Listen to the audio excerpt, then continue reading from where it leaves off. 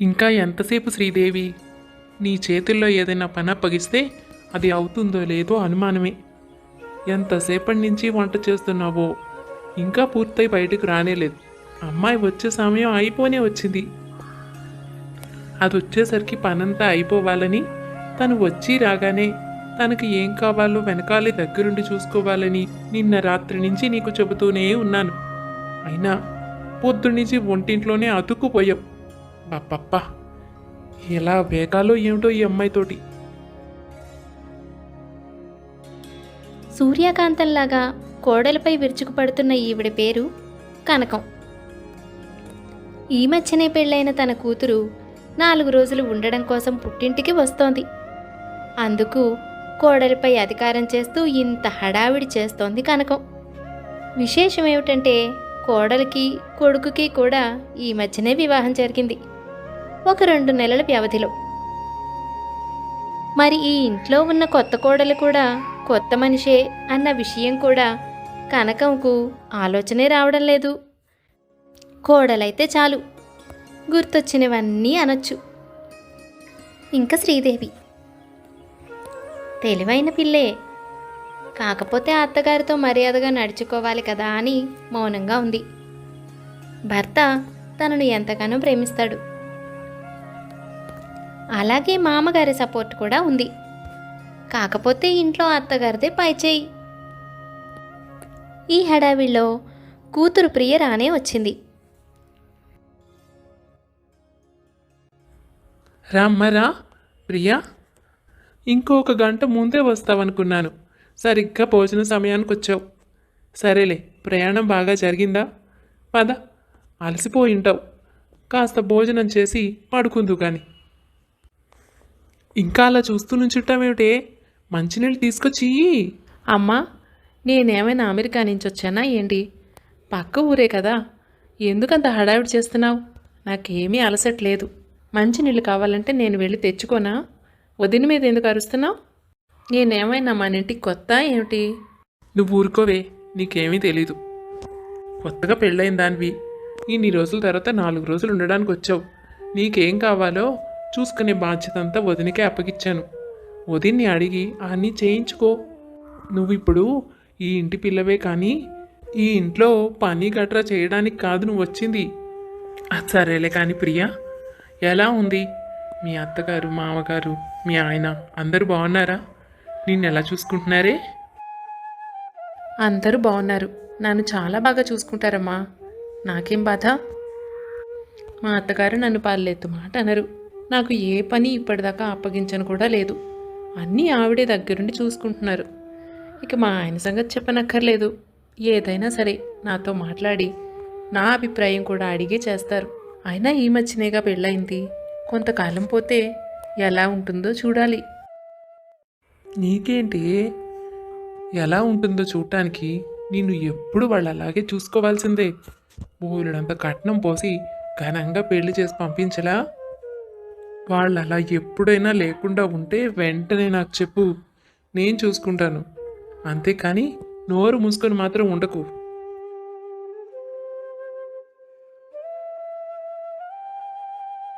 శ్రీదేవి, గబగబా భోజనాలు వడ్డించు. ఇప్పటికే చాలా సమయం అయింది. నువ్వు కూడా కూర్చో వదినా, అందరం కలిసే భోంచేద్దాం. అన్నయ్య ఎలాగో బాక్స్ తీసుకెళ్ళాడుగా, మా ముగ్గురికే ఎందుకు? నువ్వు కూడా ఉంటే సరదాగా కబుర్లు చెప్పుకుంటూ అన్నం తినొచ్చు. అదేమిటి అలా మాట్లాడుతున్నావు? ఇంటి కోడలు. ఇంటి వాళ్ళందరూ భోజనం చేసిన తర్వాతనే అది తినాలి. మనతో పాటు కూర్చుని అదెందుకు తింటుంది? అయినా మనకు వడ్డిచ్చేది ఎవరు? కాసేపు ఆగు. ముందు నువ్వు ఫ్రెష్ అయ్యిరా. మనందరం తిన్నాక అప్పుడు అది భోంచేస్తుందిలే. కావాలంటే అప్పుడు కూర్చుని కబుర్లు చెప్పుకో. తనకు అన్నయ్యకు 2-3 నెలల తేడాలోనే పెళ్లి జరిగింది. ఆ ఇంట్లో వదిన ఎంతో సంతోషంగా ఉండుంటుంది అనుకుంది ప్రియ. ఇక్కడ తల్లి ప్రవర్తన చూస్తుంటే అందుకు పూర్తి వ్యతిరేకంగా ఉన్నట్టు అనిపిస్తోంది ప్రియకు. ఇటు తల్లికి ఎదురు చెప్తే తనెక్కడ నొచ్చుకుంటుందో అని ఏమీ మాట్లాడలేక ఊరుకుండిపోయింది. కానీ వదిన పట్ల తల్లి ప్రవర్తన ప్రియకు నచ్చలేదు. అలాగే అందరూ భోజనం చేశారు. ఆ తర్వాత పాపం శ్రీదేవి ఒక్కతి కూర్చుని భోజనం చేసింది. ఆ సమయంలోనైనా వదినతో కాసేపు కబుర్లు చెప్దామనుకుంటే ప్రియను తల్లి లాక్కెళ్ళి తను కొనుక్కున్న కొత్త చీరలు, ఇంట్లో కొత్త కొత్త వస్తువులు అన్నీ చూపిస్తూ కాలక్షేపం చేసేసింది. పాపం ప్రియ శ్రీదేవిని చూసి చాలా బాధపడింది. కనీసం శ్రీదేవి ఏం తిన్నదో, సరిపోయిందో లేదో అన్న ధ్యాస కూడా లేదు అత్తగారికి. తల్లిని దాటి వదినతో మాట్లాడే ప్రయత్నం చేయలేకపోయింది ప్రియ. ఇలా ఉండగా సాయంత్రం కావచ్చింది. అన్నయ్య రఘు ఇంటికి చేరుకున్నాడు. ఆ సమయానికి శ్రీదేవి అందరి కోసం చపాతీలు వేస్తూ దానికి కావలసినవన్నీ సిద్ధం చేస్తూ వంటింట్లో ఉంది. సాధారణంగానే అత్తగారు అందరికీ తొందరగా చేసి వడ్డించమని కేకలు పెడుతూ ఉంది. అన్న చెల్లెళ్ళిద్దరూ కాసేపు కబుర్లు చెప్పుకున్నారు.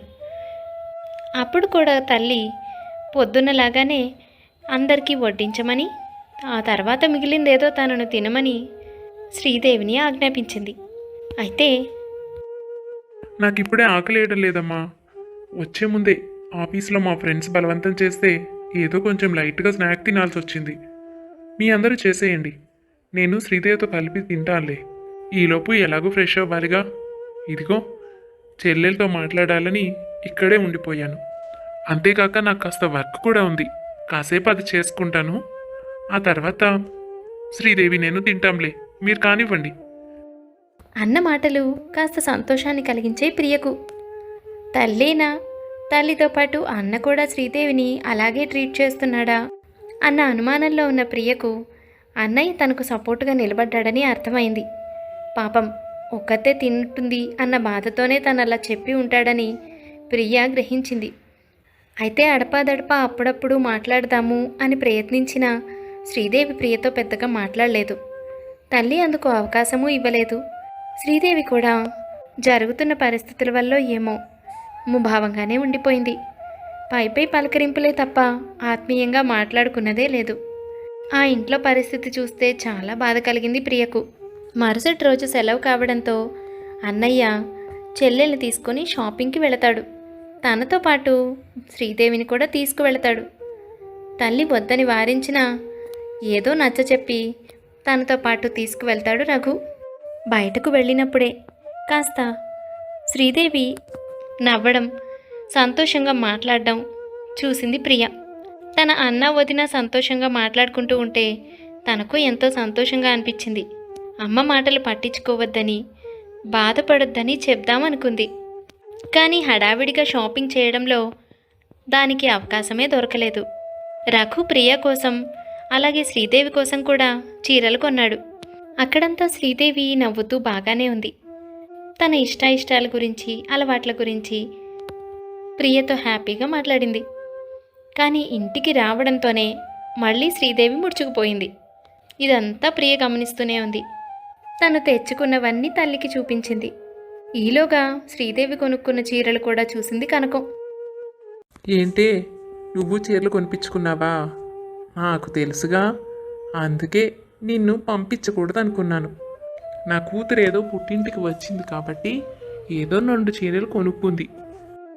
ఈ వంక పెట్టుకుని నువ్వు కూడా నీ భర్తతో కొనిపించుకున్నావు. నువ్వు ఇలా తెలివైన దానివని నాకు బాగా తెలుసు. మీ ఇంటి ఆస్తులు ఏమైనా ఇక్కడ పడి దొర్లుతున్నాయా? ఎవరిని అడిగి కొనుక్కున్నావు? అవి నేను కొనలేదమ్మా, వాళ్ళ అమ్మగారే క్రిందటిసారి కలిసినప్పుడు తనకు చీరలు కొనుక్కోమని డబ్బులు ఇచ్చారట. ఎలాగూ వెళ్ళాం కదా అని తనకు నచ్చిన డిజైన్స్ ఏవో చూసుకుని తీసుకుంది. నేను నిన్ను అడగకుండా కొంటానా? ఆ మాటలతో కాస్త చల్లబడింది కనకం. అయితే జరుగుతున్నదంతా ప్రియకు అర్థమైంది. తల్లి కనీసం వదినకు కావలసినవి కొనుక్కునే స్వేచ్ఛ కూడా ఇవ్వలేదు అని. అన్న అబద్ధం చెప్పాడని తెలుసు. అయితే వాళ్ళ మంచి కోరుకునే మనిషి కనుక నిజాన్ని బయట పెట్టలేదు, మౌనంగానే ఊరుకుంది. కానీ శ్రీదేవి ఆడపడుచు ఎక్కడ విషయం బయట పెడుతుందోనని కంగారు పడింది. అదేంటండి మీరు అలా చెప్పేశారు? వదిన కూడా ఉంది కదా, మనతో పాటు వచ్చింది, మీరు కొనడం చూసింది. ఏదో దేవుడి దయ వల్ల మాట్లాడలేదు, కానీ ఒకవేళ నిజం బయట పెట్టేసుంటే పెద్ద గొడవ ఉండేది. పైగా మీరు అబద్ధం చెప్పారని కూడా తెలిసిపోయి ఉండేది కదా. అందుకే అసలు ఇప్పుడు నాకేమీ కొనొద్దు అన్నాను.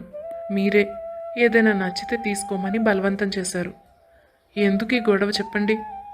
వదిన కానీ నిజం బయట పెట్టేసుంటే అమ్మో, ఊహించడానికే నాకు భయం వేస్తుంది. పిచ్చిమొహం, అసలు నీకు చీరలు కొనమన్నదే ప్రియ. అదెందుకు చెప్తుంది? దానికి విషయం అర్థమయ్యే ఉంటుంది. అందుకే మౌనంగా ఊరుకుంది. తనకు నచ్చినవి కొనుక్కుంటూ ఉంటే నువ్వు ఏదో చీరని బాగా చూస్తున్నావని ప్రియ చూసింది. అందుకే నా దగ్గరకు వచ్చి నీకు కావలసినవి కూడా తీసుకోమని చెప్పింది. అయినా నన్ను అడగడానికి అంత మొహమాటం ఏంటి నీకు? నీకు ఆ చీర నచ్చితే నన్ను అడిగి ఉండొచ్చుగా. అలా చూస్తూ కూర్చోకపోతే అది ప్రియ గమనించింది కాబట్టి నాతో చెప్పింది. నీకు ప్రత్యేకంగా చెప్పాలా? నీకేం కావాలన్నా నేను కొనిపెడతాను, చూసి పెడతాను. అమ్మ ఏదో మాటలని బాధ పెడుతుంది. కొంతకాలానికి తనే మారుతుంది. అలాగని నేను నిన్ను కష్టపెడతానని కాదుగా. అమ్మని ఏమీ అనలేను, తను నొచ్చుకుంటుంది.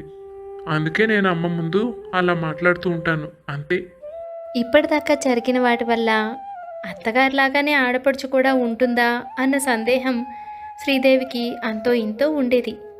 అందుకే ప్రియతో తను పూర్తిగా ఫ్రీగా ఉండలేకపోయింది. ఆడపడుచులు కూడా సాధిస్తూ ఉంటారని, లేనివి పోనివి తల్లికి ఇంకో 4 ఎగసం దోసి మరీ చెప్తారని శ్రీదేవికి తెలుసు. అయితే రఘు చెప్పిన దాన్ని బట్టి ప్రియ అలాంటిది కాదు. ప్రియనే వాళ్లకు సపోర్ట్ చేస్తోంది అని అర్థమైంది శ్రీదేవికి. చాలా సంతోషపడింది. తర్వాత రోజు రఘు ప్రియకిష్టమని పూతరేకులు తీసుకొస్తాడు. అందరూ తింటారు, ఒక్క శ్రీదేవి తప్ప. అప్పుడు ప్రియ శ్రీదేవికి కూడా ఇచ్చి తినమని చెప్తుంది. ఆడపడుచు ఇచ్చింది కదా అని తిన్నాక ఇంతలోనే అత్తగారొచ్చి, ఇక్కడ ఒక పూతరేకు ఉండాలి, కనిపించడం లేదు. ఎవరు తిన్నారు? అది నేను నీకోసమే ఉంచానే ప్రియా. నీకిష్టం కదా, మీ అన్నయ్య నీకోసమే తీసుకొచ్చాడు. అందరం తిన్నాం. ఇంకొకటి ఎక్స్ట్రా ఉండిపోయింది. అది నువ్వే తింటావులే అనుకున్నాను. ఇప్పుడు ఇక్కడ కనిపించడం లేదు. ఏమైనట్టు? చచ్చాను దేవుడా. అందుకే నేను ఏది ఒక పట్టాను ముట్టుకోను. వదిన బలవంతం చేసేసరికి తిన్నాను. ఇప్పుడు ఈవిడితో ఎన్ని మాటలు పడాలో ఏంటో. ఒక్క పూతరేకు తిన్నందుకు ఈరోజు మొత్తం నాకు భోజనం కట్టు అంటుందా? నేనే తిన్నానమ్మా, ఇంకా అనుమానం ఏంటి? అది నాకు ఎంత ఇష్టమో నీకు తెలుసు కదా. అది అలా ఎదురుకుండా కనిపిస్తూ ఉంటే నేను చూస్తూ ఊరుకుంటానా? తినేశాను. అయినా అందరం తిన్నాం అంటున్నావు కదా. వదిన తినలేదు, నీకు ఆ సంగతి గుర్తులేదమ్మా? ఏమో, నాకు తెలీదే. ఆయన ఒక్కసారి తినకపోయినంత మాత్రాన్ని ఏమవుతుందంట? వాడు నీకోసమేగా తీసుకొచ్చాడు. కావాలంటే వాళ్ళ పుట్టింటికి వెళ్ళినప్పుడు కొనిపించుకొని తినమను. నేను వద్దన్నానా ఏంటి? సరే, ఇది నువ్వే తిన్నావుగా, మంచిది. పద. వచ్చే వారం పంకజం గారింట్లో పేరెంట్ ఉంది. అక్కడికి ఏం చీర కట్టుకోవాలా అని ఆలోచిస్తున్నాను. నువ్వు కూడా ఒకసారి చూసి చెప్పు. తనకు పెట్టిందే కాక అత్తయ్య నుంచి తను కాపాడింది కూడాను. ప్రియ అంటే శ్రీదేవికి చాలా అభిమానం ఏర్పడింది. ప్రియ తనను సంతోషపెట్టాలని, అన్న వదిన సంతోషంగా ఉంటే చూడాలని అనుకుంటోందని అర్థమైంది శ్రీదేవికి. ఆ రోజు రాత్రి, వదినా, మీరు కూడా అత్తయ్యలాగానే ఉంటారేమో అని మొదట నేను మీతో అంత ఫ్రీగా మాట్లాడలేకపోయాను. కానీ మిమ్మల్ని చూశాక, మీ గురించి ఆయన చెప్పాక నాకు అర్థమైంది. పొద్దున మీరు అత్తయ్య నుంచి నన్ను సేవ్ చేశారు. చాలా థ్యాంక్స్. మీరు ఒక్క క్షణం లేటుగా చెప్పినా నేను చెప్పేసేదాన్ని. నేనే తిన్నాను కదా, అది పాపం మీ మీద వేసుకున్నారు. మిమ్మల్ని కాబట్టి, మీకోసమే ఉంచారు కాబట్టి ఏమీ అనలేదు. కానీ లేకపోతే ఇవాళ అత్తయ్య పెద్ద గొడవే చేసేది. చివరకు నాకు అన్నం కూడా పెట్టేది కాదేమో. మీరు నన్ను ఆ బాధ నుంచి తప్పించారు. చాలా థ్యాంక్స్ వదినా. అంతేకాదు, మొన్న నా కోసం శారీ కూడా కొనమని చెప్పారట కదా. మీరు చాలా మంచివారు. కానీ అత్తయ్యే ఎందుకో నాతో అలా ప్రవర్తిస్తూ ఉంటారు. ఆయన నాతో బాగుంటారు కాబట్టి బతకగలుగుతున్నాను. కానీ అది కూడా లేకపోయి ఉంటే ఈ పాటికి ఎప్పుడో చచ్చిపోయేదాన్ని. చిచి, ఏంటది నా మాటలు? మా అమ్మలో కూడా ఎప్పుడో అప్పుడు మార్పు వస్తుందిలే. నేను గమనిస్తూనే ఉన్నాను. నేను కనీసం తిండి కూడా ప్రశాంతంగా తినివ్వడం లేదు. నిన్ను మరీ ఇంట్లో ఒక బానిసలా చూస్తోంది. నాకు చాలా బాధ అనిపిస్తోంది. నువ్వు దీనికే థ్యాంక్స్ అంటున్నావు. నిజానికి అమ్మకి చెప్పి నీ విషయంలో తన ప్రవర్తన మార్చాలని అనిపించింది. కానీ అమ్మ నొచ్చుకుంటుంది. నేను నీకు సర్దుకోమని చెప్పడం తప్ప మరేమి చేయలేనేమో అనిపిస్తుంది. అందులో సంతోషం ఏంటంటే అన్నయ్య నీతో ప్రేమగా ఉండడం. త్వరలోనే పరిస్థితుల్లో మార్పు వస్తుంది అనుకుంటున్నాను. కాస్త ఓపిక పట్టొదినా. నేను కూడా అమ్మకు ఏదైనా నచ్చ చెప్పడానికి ప్రయత్నిస్తానులే. ఇలా మాట్లాడుకుంటున్న శ్రీదేవి ప్రియ మాటలన్నీ కనకం చెవిన పడనే పడ్డాయి. ఎందుకో అనుమానం వచ్చి వాళ్ళిద్దరూ ఏం మాట్లాడుకుంటున్నారా అని అటువైపుగా వెళ్ళింది కనకం. విషయం అంతా వినేసింది.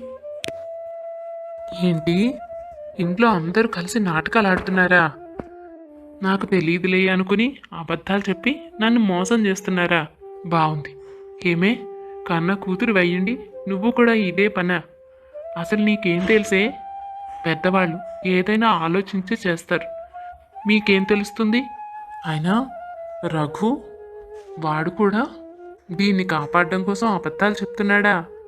అంతే, ఎప్పుడూ మీరందరూ ఒకటి, నేను ఒక్కదాన్ని ఒకటి, అంతేగా. నేను ఎవ్వరికీ అవసరం లేదు. అయినా అత్తగారంటే భయం లేకుండా అబద్ధం చెప్తుంటే కాదత్తయ్యా అని నాతో చెప్పాల్సిన బాధ్యత లేదు నీకు? దీనికి పరిణామం నువ్వు అనుభవించి తీరుతావు. శ్రీదేవి, ఎప్పుడైనా గుర్తుపెట్టుకో, నువ్వు ఈ ఇంట్లోనే ఉండాలి నా కోడలిగా. నేను చెప్పినట్టు చేయడం తప్ప నీకు వేరే దిక్కే లేదు. ఏదో ఒక విధంగా తప్పించుకోవచ్చు అనుకుంటున్నావేమో, దానికి అవకాశమే లేదు. ముందు నోరు మూసుకుని లోపలికి వెళ్ళు, నీ సంగతి తర్వాత చూస్తాను. ఏమే ప్రియా, నువ్వేంటి అమ్మ చెప్పింది విను, అమ్మ చెప్పినట్టు ఉండు అని చెప్పక కళ్ళ ముందు వాళ్ళ అబద్ధాలు చెప్తుంటే నువ్వు కూడా చెప్పకుండా సపోర్ట్ చేస్తున్నావా? ఈ తల్లంటే అంత లోకువైపోయిందా మీ అందరికీ? ఇప్పుడే చెప్తున్నా, ఈ విషయంలో నువ్వు జోక్యం చేసుకోకు. ఈ ఇంటి కోడల్ని ఎలా చూడాలి అన్నది నాకు సంబంధించిన విషయం. నువ్వు నీ విషయాల వరకే చెప్పు, అంతేకాని శ్రీదేవి విషయంలో నువ్వు కలగ చేసుకున్నావంటే ఈసారి నేను ఊరుకోను. అమ్మా, అసలు తను ఏం చేసిందని నువ్వు అలా మాట్లాడుతున్నావు? తను నిన్ను ఇబ్బంది పెడితే చెప్పు. అత్తగారిగా నిన్ను గౌరవించకపోతే, నువ్వు చెప్పిన మాట వినకపోతే, ఏదైనా చెప్పిన పని చేయకపోతే అప్పుడు ఒక మాటను తప్పులేదు. కానీ ఊరికే ఇంత చాకరీ చేస్తుంటే కూడా కనీసం ఆమె బాగోగులు కూడా చూడలేనట్టుగా నువ్వెందుకున్నావు? మా అమ్మ ఇంత క్రూరంగా ప్రవర్తిస్తుందని నేను ఎప్పుడూ అనుకోలేదు. నీకేం తెలుస్తుందే? మీ అన్నయ్యకు పోలేడని సంబంధాలు వచ్చాయి.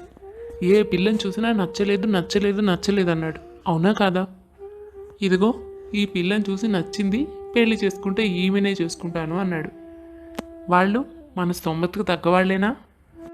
మీ అన్నగారి ఆదర్శాల వల్ల కట్నం కూడా తీసుకోలేదు, ఏదో తూతూ మంత్రంగా పెళ్లి జరిపించారు. ఇక ఈవిడ ఈ ఇంటికి రూపాయి తీసుకురాకుండా వచ్చింది. ఈ ఇంట్లో ఐశ్వర్యాన్ని సంపదని హాయిగా అనుభవిస్తోంది. ఆ తల్లిదండ్రులకైనా బాధ్యత ఉండద్దు? ఏదో వీడు వద్దన్నాడే అనుకో. వాళ్ళు ఇచ్చే కట్న కానుకలు వాళ్ళ శక్తికి ఎంతవరకు చేయగలిగితే అంతవరకు చేయాలా వద్దా? వాళ్ళు కూడా అమ్మయ్య దొరికిందే సందని చేతులు దులుపుకున్నారు. ఇక ఈమెను చూడటానికి వచ్చినప్పుడల్లా ఓ స్వీట్ బాక్సు, ఓ చీర పట్టుకొచ్చి దాని చేతిలో పెడతారు. అంతకు మించి వాళ్ళ నుంచి మనకి రూపాయి రాదు. ఇక ఇది చేసేది ఏమిటంట? ఈ ఇంట్లో పడి తినడం తప్ప ఈ ఇంటి పని చేస్తోంది, అందుకే మాట్లాడకుండా. లేకపోతే ఈ పాటికి ఎప్పుడూ డబాయించేదేగా. దానికి కూడా దాని పరిస్థితి ఏమిటో బాగా తెలుసు. అయినా ఇవన్నీ పెద్ద విషయాలు, నీకు అర్థం అవ్వవు. ఎందుకు అనవసరంగా తలదూరుస్తున్నావు?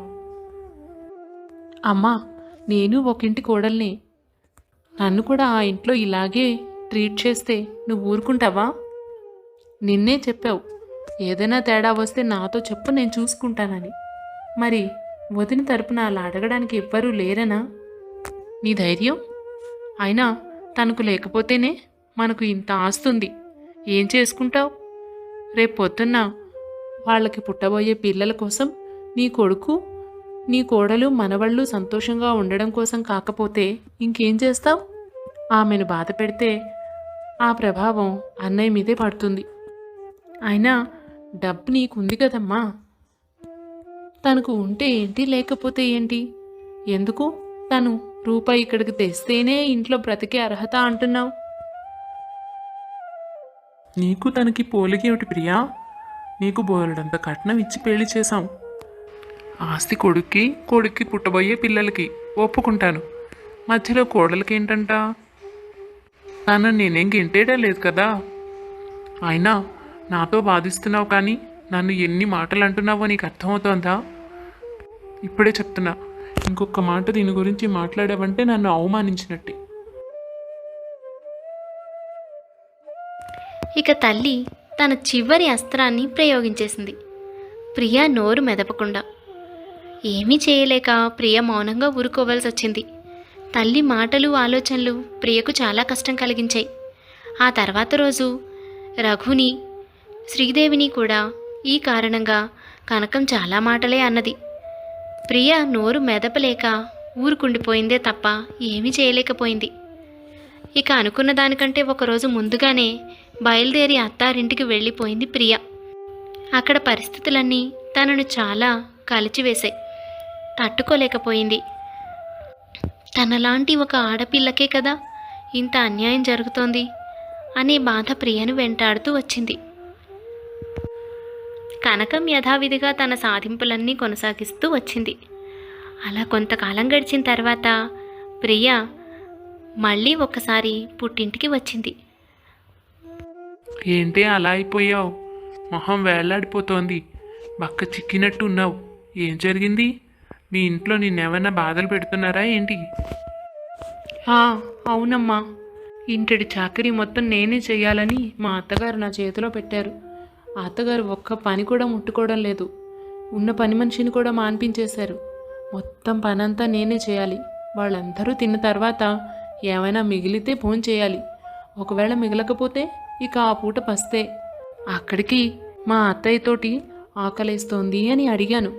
నువ్వు తెచ్చిన కట్నం డబ్బుకి ఇంతకాలం పెట్టిన తిండి చూసుకున్నది సరిపోయింది. ఇకపై ఈ ఇంట్లో నువ్వు తిండి తినాలి అంటే ఈ విధంగానే తినాలి అని చెప్పారు. అయ్యో అయ్యో, ఎన్ని కష్టాలు పడుతున్నావే. మరి మీ ఆయన ఏమనడం లేదా? ఇంత జరుగుతూ ఉంటే మీ ఆయనతో చెప్పి గొడవ చేయించొద్దు. 1-2 సార్లు మా అత్తయ్యకు తెలియకుండా నా కోసం ఏదో ఒకటి బయట నుంచి తీసుకువద్దామని ప్రయత్నించారు. కానీ అత్తయ్య చూసేసి తీసుకువచ్చిన దాన్ని బయట పడేసి నేను తినకుండా చేశారు. ఇక అంతకంటే ఆయన మాత్రం ఏం చేయగలరు? తల్లికి ఎదురు చెప్తే ఆవిడ బాధపడుతుంది కదా. అయ్యయ్యో, అందుకే అలా అయిపోయావు. అలా ఎలా బతుకుతున్నావే? నేను చెప్పానా లేదా ఏదైనా తేడా వస్తే నాతో చెప్పమని, వాళ్లతో మాట్లాడతానని? నువ్వెందుకు అలా మౌనంగా ఊరుకుండిపోయావు? ఇంత అమాయకురాలువేంటే? ఇలా అయితే నిన్ను ఇంకా ఇంకా నానా హింసలు పెట్టి నరకం చూపిస్తారు. నోరు మూసు కూర్చోకూడదు. మీ ఆయనతో గొడవ పెట్టు. ఇంటికి వచ్చేస్తానని, లేదంటే వేరు కాపురమైనా పెట్టమని గొడవ చెయ్యి. ఇలా నోట్లో నాలుక లేకపోతే ఎలా బతుకుతావే వెర్రిపిల్ల? అదేంటమ్మా, నువ్వు కూడా వదిని ఇలాగే కదా చూస్తావు? అత్తగారంటే అలాగే ఉండాలి అని చెప్పావు కదా. అందుకే నువ్వు చెప్పిన దాన్ని బట్టి ఇదంతా సరైనదే అనుకున్నాను. అందుకే మా అత్తయ్య గారు చెప్పిన దాంట్లో న్యాయం కనిపించింది. నువ్వు కూడా వదిన తిన్నా తినకపోయినా పట్టించుకోవు. వాళ్ళిద్దరినీ బయటకు వెళ్ళనివ్వవు. తనకు ఏమైనా కొంటే చూడలేవు. అలాగే ఇప్పుడు మా ఇంట్లో కూడా నాకు తిండి పెట్టట్లేదు. ఒకవేళ ఉంటే తినడం, నేను తిన్నానా ఉన్నానా అని ఎవరు పట్టించుకోరు. అంటే కోడల్ని ఇలాగే చూస్తారని నువ్వు చెప్పావు కదా. అదే పద్ధతిలో మా అత్తగారు కూడా ఉన్నారులే అనుకున్నాను. అందుకే నేను పట్టించుకోలేదు. ఇప్పుడు వదిన ఎలా బతుకుతోందో నేను అలాగే బతకాలి కదా. నేను ఒక ఇంటి కోడల్ని. ఇప్పుడు నువ్వేమో అబ్బబ్బే అలా ఉండకూడదు, నోరు తెరిచి మాట్లాడాలి, భర్తకు చెప్పి గొడవ చేయాలి అంటున్నావు. అదేంటి? వదిన ఆ పని చేస్తే నువ్వు ఊరుకుంటావా? ఏదో అన్నయ్య నీకు తెలియకుండా ఒక చీర కొన్నందుకే ఆ రోజు పెద్ద గొడవ చేసావు, తప్పు అన్నావు. మరి మా ఆయన మాత్రం నా కోసం ఏమైనా అత్తయ్యకు తెలియకుండా కొనొచ్చు అంటున్నావు. వదిన ఈ పని చేస్తే చాలా తెలివైంది అన్నావు. నేను చేస్తే అమాయకురాల్ని అంటున్నావు. ఒకటే విషయం మీద 2 రకాల అభిప్రాయాలు ఎలా చెప్తున్నావమ్మా నువ్వు? నేను అమాయకురాలనైతే వదిన కూడా అంతే. నన్ను మా ఇంట్లో బాగా చూసుకోవాలి అంటే నువ్వు కూడా అంతే. ప్రియ అలా మాట్లాడేసరికి కనకం దగ్గర సమాధానం లేదు. అలాగని ప్రియ చెప్పిన దానికి ఒప్పుకోనూ లేదు. చాలా కోపం వచ్చింది ప్రియపై. అన్నయ్య, ఇదిగో చూడు, అమ్మ ఇప్పుడే చెప్పింది. ఇలా కోడల్ని అత్తగారు బాధలు పెడితే, నరకం చూపిస్తే కొడుకు కోడల్ని తీసుకొని వేరు కాపురం పెట్టాలట. కోడల్ని హింసలు పెట్టకూడదట. అత్తగారిపై తిరగబడి గొడవ చేయాలట. సరే, అవన్నీ మనకెందుకులే కానీ నువ్వు వదిని తీసుకొని వేరు కాపురం పెట్టు. మీ ఇద్దరు వేరే ఎక్కడైనా ఉండండి. వాళ్ళిద్దరేనా? నేను కూడా వెళ్ళిపోతాను. నాకు కూడా వాళ్ళు లేకుండా ఈ ఇంట్లో ఉండే ఉద్దేశం ఏమాత్రం లేదు. ప్రతిరోజు ఈవిడ ఆమెను పెట్టే హింసలు చూడలేక, తను పడే బాధలు తప్పించలేక చాలా బాధపడుతున్నానమ్మాయి. ఇప్పుడు అవకాశం దొరికితే వాళ్ళతో పాటు నేను వెళ్ళిపోతాను. నా కోడలు నన్ను బాగా చూసుకుంటుంది. మీరు ఏం డబ్బిచ్చారు అని మాత్రం నన్ను అడగదు. అంతవరకు నాకు నమ్మకం ఉంది. ఈ ఇంట్లో ఈ ఆస్తి, ఈ ఐశ్వర్యం అంతా పట్టుకుని మీ అమ్మను వేలాడమను. లేకపోతే నేను ఇక్కడే ఉన్నానంటే నన్ను తినేస్తుంది. ఏమ్మా అలాగే చేయమంటావా? ఇంతకాలం నువ్వు దాన్ని బాధలు పెడుతూ ఉంటే ఏదో ఒకరోజు నువ్వే మారుతావని, దాని విషయంలో మంచిగా ఉంటావని ఆశిస్తూ వచ్చాను. తనకు కూడా అదే చెప్తూ వచ్చాను.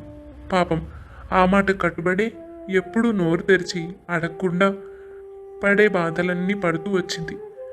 ఒక్కొక్క పూట తినడానికి ఏమీ లేకపోతే వస్తువులు పడుకునేది. నాతో చెప్పేది కూడా కాదు.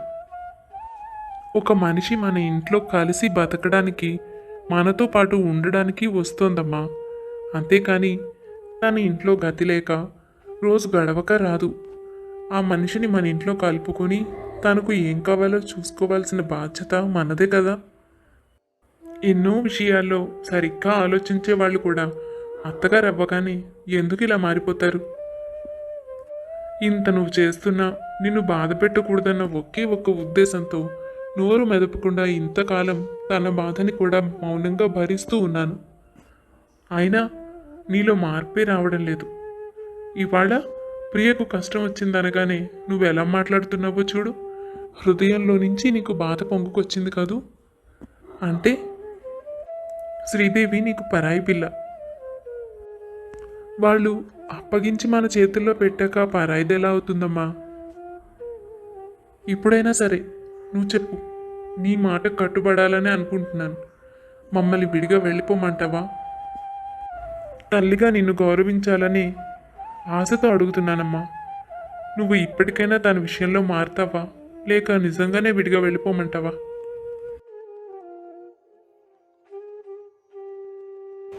చూడమ్మా, అన్నయ్య ఇప్పుడు కూడా నిన్నే అడుగుతున్నాడు, నేను వెళ్ళనా వద్దా అని. నీ మాటకే విలువిస్తాను, గౌరవిస్తాను అంటున్నాడు. నువ్వు కనీసం మానవత్వం అన్నదానివని నిరూపించుకోమ్మా. ఇకపై వదిని బాధ పెట్టకుండా అత్తగారిలా కాకుండా అమ్మలా ప్రవర్తించొచ్చుగా. మీ అందరూ కలిసి నాటకాలు ఆడుతున్నారా? నీకేదో కష్టం ఉంది అని చెప్తే అయ్యో అని 4 మాటలు మాట్లాడాను. అందులో నన్ను ఇరికించి నాతో చెప్తున్నావా? నువ్వేంటి రఘు, ఇంతకాలం ఊరుకున్నావా? లేకపోతే ఏం చేస్తావు? అయినా మీ చెల్లెలు చెప్తోందిగా ఇంట్లోంచి వెళ్ళిపోవాలని. వెళ్ళిపోండి, చూద్దాం ఎలా బతుకుతారో మీరు కూడా. ఇంత ఇల్లు, ఇన్ని సౌకర్యాలు ఉన్నాయి కాబట్టే మీరు ఇక్కడ హాయిగా ఉన్నారు. అదే బయటకు వెళితే ఇల్లు వెతుక్కోవాలి, బోలెడంత డబ్బు ఖర్చు పెట్టాలి. అది కాక కావాల్సినవన్నీ కొనుక్కోవాలి. ఈ ఇంటి నుంచి రూపాయి రాదు. అప్పుడు మీరు ఎలా బతుకుతారు? ఈ మహారాణి ఏ విధంగా సుఖంగా ఉంటుంది? ఆ విషయం కూడా చెప్పు. నేను 4 మాటలంటే పడలేకపోతుందా? దానికేమో ఈ ప్రియ నీకు సపోర్టా? వెళ్ళండి రా, వెళ్ళండి, నాకేమీ అభ్యంతరం లేదు. ఏంటి వెళ్ళేది? అన్నట్టు నీకు తెలీదేమో, అక్కడి దాకా వస్తే బయటకు వెళ్ళిపోవాల్సింది మనిద్దరం. ఈ ఆస్తి అంతా వాడి పేరు మీదే ఉంది. వాడి ఇంటి నుంచి వాడిని లగెంటేస్తావు కనుక. నీకు గుర్తున్నట్టుగా లేదు, మా నాన్న ఆస్తి మొత్తాన్ని మనవడి పేరు మీద రాశాడు. కాబట్టి అధికారాలన్నీ వాడికే ఉన్నాయి. వాడిని ఎలా బయటికి పోమంటావు? అయినా కోడలతో కాస్త ప్రేమగా ఉండవే అంటే కొడుకుని కూడా బయటకు గెంటేస్తానంటున్నావు. ఏం మనిషివే నువ్వు? ఏంటి నాన్న, మీరు చెప్పేది నిజమేనా? ఆస్తి మొత్తం నా పేరు మీద ఉందా? తాతయ్య నాకు రాశాడా? ఈ సంగతి ఇప్పటిదాకా నాకు ఎవ్వరూ చెప్పనే లేదు. అమ్మ ఇంతకాలం నా భార్యకి ఏమీ లేదని, వాళ్ళ పుట్టింటి నుంచి ఏమీ తెచ్చుకోలేదని, తనకు రూపాయి ఖర్చు పెట్టడం దండగని ప్రతిరోజు అంటూనే వచ్చింది. నా భార్య ఏమీ లేనిది ఎలా అవుతుంది? ఈ ఆస్తి అంతా నాదైనప్పుడు అదంతా తనకి కూడా చెందుతుంది కదా. అలాంటిది ఇంతకాలం అమ్మ ఈ డబ్బు అంతా దానిదే అని తెలిసి కూడా ఇన్ని మాటలు అందన్నమాట. మాకెవ్వరికీ తెలియదు కదా, తెలుసుకోలేమని ధైర్యం అనుకుంటాను. నాన్న, కనీసం మీరైనా చెప్పుండొచ్చుగా. ఇంత ఆస్తికి యజమానురాలయ్యుండి ఇన్ని రోజుల నుంచి ఇంట్లో కనీసం తిండి కూడా సరిగ్గా తినకుండా మీ కోడలు అంత కష్టపడుతోంది. ఒక్కసారైనా నాతో అయినా ఒక్క మాట కూడా చెప్పనేలేదు. ఇప్పుడు చెప్తున్నాను, ఇకపై నా భార్య ఈ ఇంట్లో కష్టపడితే నేను ఊరుకోను. ఈ ఆస్తంతా దాందే. నా పేరున ఉన్నా నేను అదేం చెప్తే అదే చేస్తాను. ఇంకా గట్టిగా మాట్లాడితే దాని పేరును రాసేస్తాను. ఇష్టమైతే ఈ ఇంట్లో ఉండొచ్చు, లేదంటే వెళ్ళిపోవచ్చు. నోటికి ఎంత మాట వస్తే అంత మాట అనేస్తున్నావు. అంటే నీ భార్య కోసం తల్లిదండ్రులు కూడా వెళ్ళగొడతావురా నువ్వు? ముందొచ్చిన చెవుల కంటే వెనకొచ్చిన కొమ్ములు వాడి అంటారు. పెళ్ళే సంవత్సరం అయినా కాలేదు, ఈలోపే తల్లి అల్లం పెళ్ళం బెల్లం అయిందా నీకు? అయినా మీరేంటండి, ఈ సంగతి నాకు తెలియనే తెలీదు. మామగారు ఆస్తి ఎవరి పేరు మీద రాశారు అని నేను ఎప్పుడూ మిమ్మల్ని అడగను లేదు, మీరు నాకు చెప్పను లేదు. కొడుకు కాబట్టి ఆయన మీ పేరునే రాసుంటారు అనుకుంటున్నాను. వాడేంటి, నాకంతా తెలిసి కావాలని నిజం దాచి శ్రీదేవిని ఏడిపించాను అని చెప్తున్నాడు. చూసారా వాడి మాటలు? పైగా ఇష్టం లేకపోతే ఇంట్లోంచి పొమ్మంటున్నాడు. అయినా మీరేం మాట్లాడడం లేదు.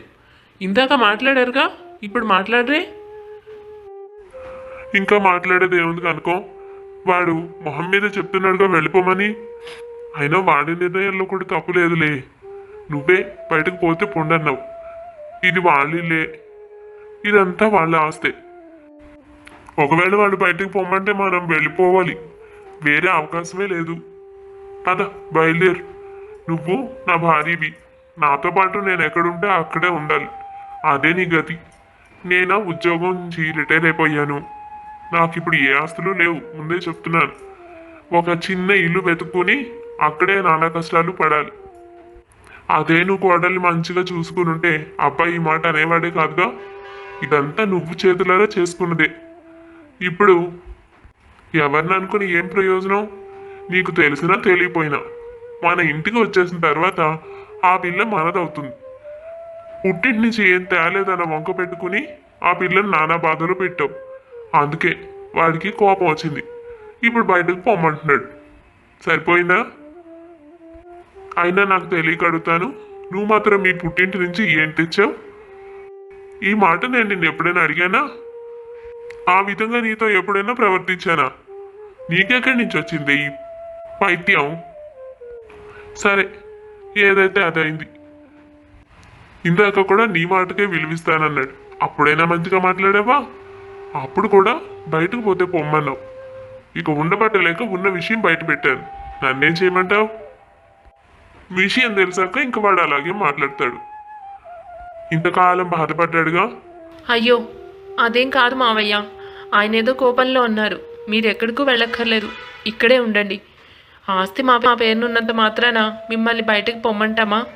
మీరే మాకు ఎప్పటికీ పూజ్యులు. మిమ్మల్ని బయటకు వెళ్ళిపోవడం అంటే ఏంటి? మహాపరాధం. అలా ఎప్పుడు చెయ్యం. బాధపడకండి. ఆయనకు నేను నచ్చ చెప్తాను. మీరు ఇక్కడే ఉండండి, ఎక్కడికి వెళ్ళక్కర్లేదు. ఇదేమి, ఈ విషయాల్లో నువ్వు మాత్రం మాట్లాడకు. నీకు ఇంటి పెత్తనం అంతా ఇస్తాను. కావాలంటే ఆస్తి కూడా నీ పేరుని రాస్తాను. కావాలంటే అలా ఉండు, స్వేచ్ఛగా ఆనందంగా ఒక మనిషిలాగా బతుకు. అంతేకాని ఈ విషయంలో మాత్రం కలగ చేసుకోకు. ఇది నా సొంత నిర్ణయం. మా అమ్మ ఇందాక ఏమనింది? పోతే బయటికి పొండి అంది. అయినా నేను కూడా వెళ్ళిపోమండలేదు. నీ చేతిలో ఈ ఇంటి పెత్తనం ఉండడం ఇష్టం లేకపోతే వెళ్ళిపోమని చెప్పాను, అంతే. మా అమ్మకు నీ చేతిలో పెత్తనం ఉండడం నచ్చదు. అందుకే తన ఇంట్లో ఉండలేదు. వెళ్ళిపోయి వాళ్ళ జీవితం వాళ్ళు బతుకుతారు. నువ్వు దీని గురించి ఏం ఆలోచించకు, మాట్లాడకు. ఇక భర్త పరమేశం కనకాన్ని తొందరపెట్టి అక్కడి నుండి అన్నీ సర్దుకుని బయటకు వచ్చేసేదాకా ఊరుకోలేదు. ఇంటి నుంచి బయటకు వెళ్లాల్సిందే అని పట్టుపట్టాడు. నిజానికి కనకానికంతా అయోమయంగా ఉంది. ఇప్పటిదాకా తనది అనుకున్న ఆస్తి, ఆ ఇల్లు, ఆ వైభోగం అంతా ఇప్పుడు పోతుంది. ఒక చిన్న ఇంట్లో ఏ దిక్కు లేకుండా పడుండాలి. భర్తకు వచ్చే పెన్షన్ చాలా తక్కువ. దాని మీదే ఆధారపడి జీవితం ముందుకు సాగించాలి. ఇప్పుడు ఏం చేయాలి? ఇవన్నీ లేకుండా తను బతకనే లేదు. కానీ శ్రీదేవి పెత్తనం చెలాయిస్తుంటే మహారాణిలా అప్పుడు బతకలేదు. నిజానికి శ్రీదేవి పెత్తనం చెలాయించదు. ఎప్పుడూ తను ప్రేమగానే ఉంటుంది. అయినా కనకం దృష్టిలో శ్రీదేవి విలువలేని మనిషి కాబట్టి తన దగ్గర పడుండడం కనకానికి కూడా ఒక విధంగా ఇష్టం లేదు. ఇక తప్పనిసరి భర్త వెనక బయటకు నడిచింది. వీధి వీధి తిరిగి ఒక చోట ఒక చిన్న ఇంటిని అద్దెకి తీసుకున్నారు. తన దగ్గర ఉన్న డబ్బులతోనే అప్పటికి సరిపడా సామాన్లు, సరుకులు కొనుక్కుని తీసుకొచ్చుకున్నారు. ఆ ఇంటిని చూస్తే కనకానికి కళ్ళల్లో నీళ్లు తిరిగాయి.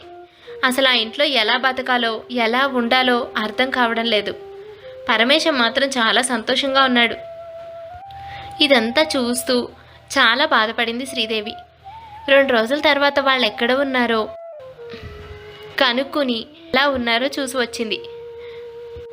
అలా అప్పుడప్పుడు వెళ్ళి చూసొస్తూ ఉండేది, మాట్లాడుతూ ఉండేది. అప్పుడు కూడా కనకం శ్రీదేవితో అభిమానంగా మాట్లాడింది లేదు. అయితే ఒకసారి కనకానికి ఆరోగ్యం బాగోలేదని తెలుస్తుంది శ్రీదేవికి. వెళ్ళి వంట చేసి పెడుతుంది. నువ్వెందుకమ్మా ఇక్కడికి వచ్చి వంట చేస్తున్నావు? నీకు ఆరోగ్యం బాగోలేనప్పుడు ఎప్పుడైనా మీ అత్తగారు నీపై కనికరం చూపించిందా? పోనీలెమ్మని చెప్పి నీకు వండి పెట్టిందా? ఎటువంటి పరిస్థితుల్లో ఉన్నా నువ్వే నానా కష్టాలు పడుతూ వచ్చావు. ఇప్పుడు మాత్రం ఎందుకు నీకింత జాలి? నువ్వు ఏమీ వండనవసరం లేదు. కాస్త ఉపశమనం వచ్చాక తనే వండుకుని తనే తింటుంది. అయినా తను కూడా తన పుట్టింటి నుండి ఏమీ తీసుకురాలేదు. అందుకే ఏది కావాలంటే అది వండుకొని తినే అవకాశం తనకు లేదు. ఏముంటే అదే తినాలి. నేను తిన్నాక మిగిలింది తినాలి. ఇప్పటి నుంచి కనకం ఇవన్నీ ఫాలో అవ్వాలి. ఎందుకు మావయ్య అలా మాట్లాడుతున్నారు? అయ్యిందేదో అయిపోయింది. అవన్నీ మళ్ళీ మళ్ళీ తలుచుకుని అత్తయ్యని ఎందుకు బాధ పెట్టడం? అసలే ఆరోగ్యం బాగోలేదు. ఈయనేమో ఇంటి నుండి వెళ్ళిపోమన్నారు. చూడండి, ఇంట్లో సరుకులు ఏవీ లేవు. ఇలాంటి పరిస్థితుల్లో ఇంత చిన్న ఇంట్లో మీరు బ్రతుకుతూ ఉంటే నాకు చాలా బాధగా ఉంది. ఇంకా అందులో కూడా అత్తయ్యను తినొద్దు అంటే తనకు అసలే బీపీ ఉంది కదా, నీరస పడిపోతారు. మీరైనా కాస్త ప్రేమగా ఉండొచ్చు కదా. ఆయన కూడా అంతే. ఎన్నోసార్లు నేను నచ్చ చెప్పాలని ప్రయత్నిస్తున్నాను, కానీ ఈ విషయం నన్ను మాట్లాడనివ్వడం లేదు. ఇలా మీ ఇద్దరు ఇక్కడ అవస్థలు పడడం నాకు చాలా బాధగా ఉంది. అలా కాదులే శ్రీదేవి. నిన్ను ఏ కష్టాలైతే పెట్టిందో, తను ఏ మాటలైతే అందో అవన్నీ తనకు కూడా వర్తిస్తాయి కదా. అందుకే అలా ఉంటేనే సమంజసం అనుకుంటున్నాను. నేనేం తన మీద కోపడ్డం లేదు. తన ఆలోచనలు బట్టే తనని కూడా చూడాలని అనుకుంటున్నాను, అంతే. నువ్వు కంగారు పడకు. నువ్వు మమ్మల్ని చూడటానికి ఇలా అస్తమాను రాకు కూడా. ఈ విషయం కానీ రఘుకి తెలిస్తే చాలా కోపడతాడు. వాడికి కూడా మేము ఇక్కడ ఉంటున్న సంగతి తెలుసు. అయినా చూడటానికి రానే లేదు. వాడికి వాళ్ళ అమ్మపై కోపంగా ఉంది. నువ్వొచ్చి చూస్తున్నావని తెలిస్తే నిన్ను కూడా కోపడతాడు. మీరేం దిగులు పడకండి అత్తయ్య. మావయ్య గారి మాటలకే ఏదో కోపంలో అందరూ అలా అంటున్నారంతే. మీరు బాధపడకండి. నాకు వీలైనప్పుడల్లా నేను ఇక్కడికి వస్తాను. అంతేకాదు, ఇంట్లో కావాల్సిన సరుకులు, కొన్ని వస్తువులు కూడా తీసుకొస్తాను. మీరేం కంగారు పడకండి. ఎవ్వరికీ ఆ సంగతి తెలియనివ్వను. మీరు ఇబ్బంది లేకుండా భోజనం చేయొచ్చు. దానికి అన్ని ఏర్పాట్లు నేను చేస్తాను. ఆయన ఏమైనా అడిగితే నేను సమాధానం చెప్పుకుంటానులే అత్తయ్య. మహా అయితే 4 తిట్లు తిడతారు. పడతానులేండి. కానీ మీ ఇద్దరూ ఇలా అవస్థ పడుతుంటే మాత్రం చూస్తూ ఉండలేను. మీరు క్రమం తప్పకుండా బీపీ టాబ్లెట్స్ వేసుకోండి. జాగ్రత్తగా ఉండండి. కొంతకాలానికి ఎలాగోలా ఆయనకు కూడా కోపం తగ్గుతుంది. అప్పుడు అందరం ఒకే చోట ఉండొచ్చు. మీకు ఈ ఇబ్బందులన్నీ తప్పుతాయి. నాకు తెలుసు ఈ ఇంట్లో మీరు ఎంత ఇబ్బంది పడుతున్నారు. అలా శ్రీదేవి అత్తగారికి భరోసా ఇస్తూ వచ్చింది. చెప్పిన విధంగానే వీలు కుదిరినప్పుడల్లా అక్కడికి వెళ్ళి యోగక్షేమాలు చూసి సరుకులు సామాన్లు కూడా తీసుకువెళుతూ ఉండేది. పరమేశం తనను వద్దని వారిస్తూ ఉండేవాడు. తన ముందే కనకాన్ని చాలా విషయాల్లో కోపం చేస్తూ ఉండేవాడు. శ్రీదేవికి చాలా బాధ అనిపించేది. తనేమో అత్తగారికి భరోసా ఇస్తూ నచ్చ చెప్తూ దిగాలు పడకుండా ధైర్యాన్ని చెప్తూ ఉండేది. ఇలాంటి పరిస్థితులన్నీ చూసిన తర్వాత కనకానికి శ్రీదేవిపై అభిమానం ఏర్పడింది. తనను అంత కష్టపెట్టినా కోడలు వాళ్ళ యోగక్షేమాలనే చూస్తోంది. తను ఇబ్బంది పడుతున్నదని సానుభూతి కనిపిస్తోంది. కొడుకు బయటకు పంపినా పట్టించుకోకపోయినా పాపం కోడలు తమనే అంటి పెట్టుకుని ఉంటూ వెనకాలే సేవలు కూడా చేస్తోంది. ఇక్కడికి వచ్చి కాసేపు ఉండి కొన్ని పనులు కూడా చేసి పెడుతూ ఉండేది అత్తగారికి. దానికి చాలా బాధేస్తుంది. తను శ్రీదేవి పట్ల అలా ప్రవర్తించకుండా ఉంటే బాగుండేది అని ఇప్పటికి అనిపించింది కనకానికి. ఇలా ఉండగా ఒకసారి రఘు తల్లిదండ్రుల దగ్గరకు వస్తాడు. ఏమా శ్రీదేవి అస్తమాను ఇక్కడికి వస్తోందన్న సంగతి తెలిసింది నాకు. నువ్వు ఏ విధంగా ఊరుకుంటున్నావు? నువ్వే దాన్ని భయపెట్టి రోజు వచ్చి ఇక్కడ నాకు పనిచేసి పెట్టమని లేదా కావలసిన సరుకులన్నీ తెచ్చిపెట్టమని బలవంతం ఏమైనా చేస్తున్నావా? లేక తనంతటి తానే వస్తుందా? ఇక నా భార్యని బాధ పెడితే నేను ఊరుకోను. సరుకులు సామాన్ల గురించి నేను అడగను. తన ఇష్టం. తను ఎవరికి ఇచ్చుకుంటే వాళ్ళకి ఇచ్చుకుంటుంది. అందులో నేను జోక్యం చేసుకోవట్లేదు. కానీ తను వచ్చి ఈ ఇంట్లో పని ఎందుకు చేయాలి? నువ్వు ఎన్ని మాటలు అన్నావు, ఎన్ని విధాలుగా బాధ పెట్టావు, అది కూడా ఆలోచించడం లేదు. నేను తిట్టినా పట్టించుకోవడం లేదు. మీ కష్టం గురించి తను ఆలోచిస్తోంది. ఏం చేస్తాం? డబ్బు లేని పిల్ల కదా. వాళ్ళ ఇంట్లో కష్టానికి బాధకి విలువ ఉంది. అదే శ్రీదేవికి కూడా వచ్చింది. అందుకే మిమ్మల్ని చూసి అంత బాధపడుతోంది. నీలాగా తెలివైనది కాదులే. నువ్వంటే చాలా తెలివిగల దానివి. డబ్బులోనే పుట్టి పెరిగి భోగభాగ్యాలు అనుభవించిన దానివి కాబట్టి, అనుభవజ్ఞురాలివి కాబట్టి ఎలా ఉండాలో నీకు తెలిసింది. పాపం శ్రీదేవికి ఇవన్నీ తెలీదు. తను ఇష్టపడి ఏం చేసినా నేను కాదన్ను. తనని కష్టపెట్టను. తనను బెదిరించో బలవంతం మీదో భయపెట్టో నువ్వు ఏదైనా చేయాలనుకుంటే మాత్రం నేను ఊరుకోను. ఇప్పుడే చెప్పేస్తున్నాను. తన కష్టం చూసి నీకు ఎప్పుడూ బాధ కలగలేదు, ఏడుపు రాలేదు, అయ్యో అని సానుభూతి కూడా అనిపించలేదు. అయ్యో సారీ అత్తయ్య. నేను ఎంత ఆపదామని ప్రయత్నించినా ఆగకుండా గబగబా ఇక్కడికి వచ్చేశారు. ఇక ఆయన మాట్లాడుతుంటే నేను ఎక్కడ ఆపగలను? అందుకనే ఆయన బాధ అంతా చెప్పేశారు. ఆయనకు ఏ విధంగానో నేను ఇక్కడికి వచ్చి వెళ్తున్నానని తెలిసింది. నన్ను అడిగితే నేను సమాధానం చెప్పాను. కానీ ఇక్కడికి వచ్చి ఇన్ని మాటలు అంటారని ఊహించలేదు. మీరు ఏం మనసులో పెట్టుకోకండి. నాకేం పర్వాలేదు. నేను ఆయనకు నచ్చ చెప్పుకుంటాను. చెప్పాను కదా. అయినా మీరే విన్నారు కదా. నేను ఇష్టపడి ఏం చేసినా నన్నేమనని అన్నారు. అందుకని మీరేం దిగులు పడకండి. మిమ్మల్ని ఏదో కోపంలో అన్నారులేండి అత్తయ్య. అవన్నీ కూడా ఆలోచించొద్దు. మళ్ళీ ఇలాంటి పరిస్థితి రాకుండా నేను జాగ్రత్త పడతాను. వెళ్ళొస్తాను. ఇలా నానా అవస్థలు పడుతోంది శ్రీదేవి. శ్రీదేవిని ఇప్పుడు కనకం బాగా అర్థం చేసుకుంది. తన తప్పేంటో కూడా తెలిసొచ్చింది కనకానికి. కానీ ప్రయోజనం ఏముంది? ఇప్పటికే జరగవలసిన నష్టం అంతా జరిగిపోయింది. కొడుకు భర్త తన అమానుష ప్రవర్తనకు కోపడ్డంలో తప్పు లేదనిపించింది కనకానికి.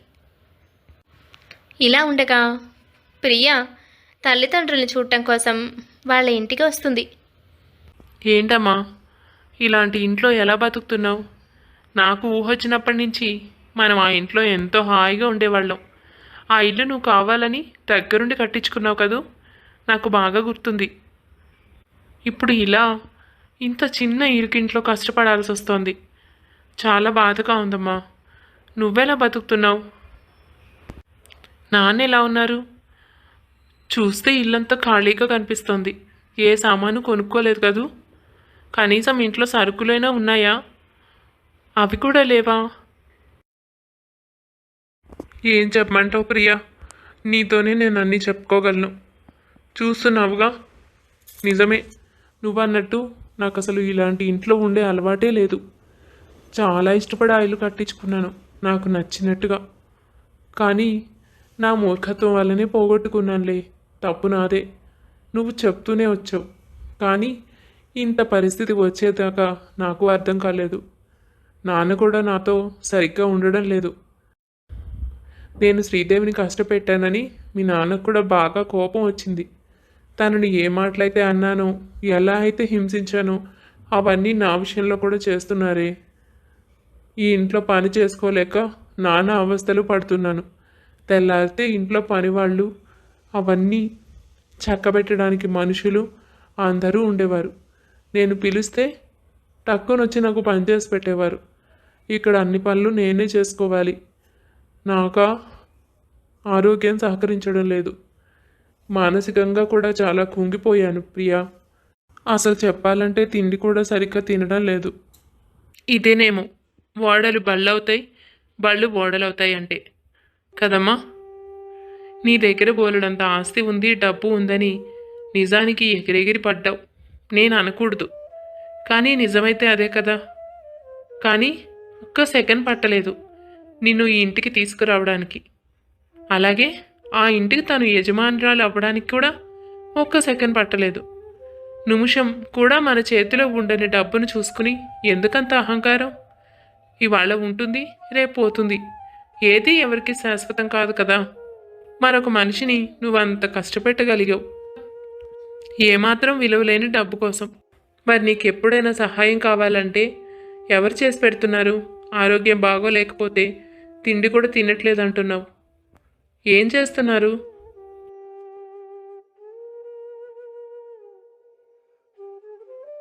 అత్తయ్య, ఈ పూటకి కావాల్సినవన్నీ తీసుకొచ్చేశాను.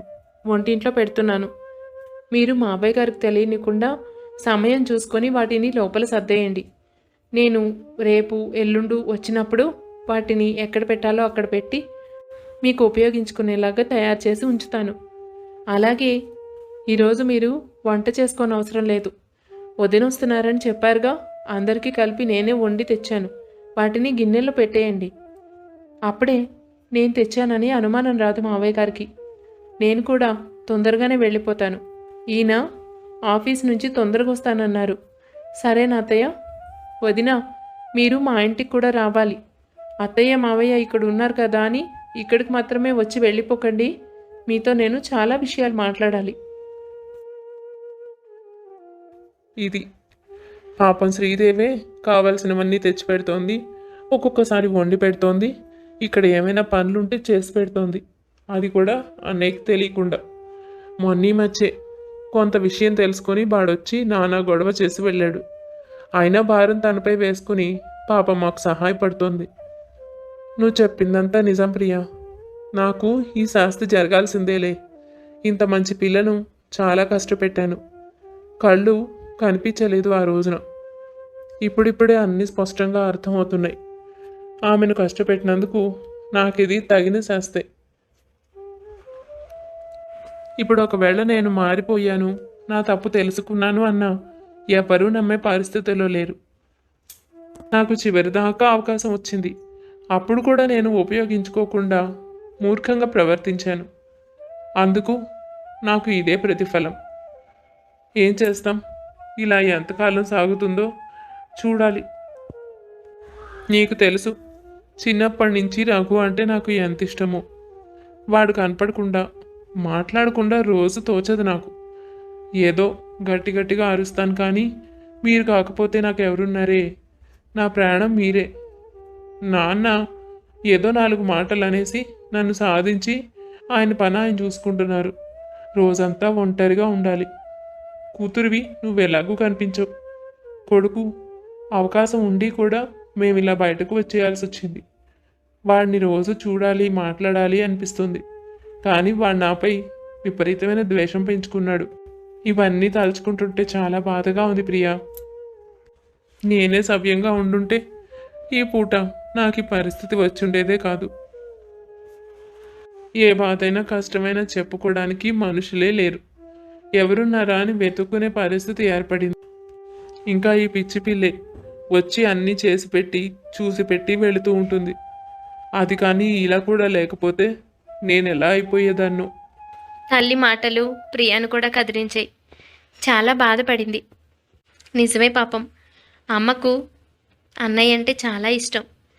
చిన్నప్పటి నుంచి ప్రతి విషయం అన్నయ్యతోనే పంచుకునేది. లేనిపోని ఆలోచనలతో జీవితం ఇక్కడి దాకా తెచ్చుకుంది. చాలా బాధపడింది ప్రియ. ఇక శ్రీదేవి కోరిక మేరకు శ్రీదేవి దగ్గరకు కూడా వెళ్ళింది ప్రియ. తనతో,